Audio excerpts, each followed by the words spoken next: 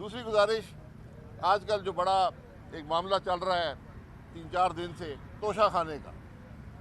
मेरा नाम भी उसके अंदर आया है। मैं ये गुजारिश करूँगा कि तोशा खाना किसी को तोहफा नहीं देता। ये तहाइफ हैं जो मुल्क के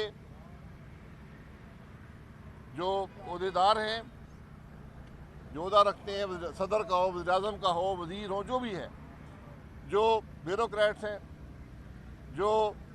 अस्करी लोग हैं, जो जज हैं, उनको जब भी कोई तोहफ़ा बैरून मुल्क से आता है, कि पाकिस्तानी शहरी का तोहफ़ा नहीं होता, अगर बैरून मुल्क से कोई तोहफ़ा मिलता है, जो भी उसकी मालियत हो, उसको आप एक इदारा है जिसे तोशा खाना कहते हैं, उसमें जमा करा देते हैं। तोशा खाना उस तोहफे की मालियत का अंदाज़ा लगवाता है अज़ खुद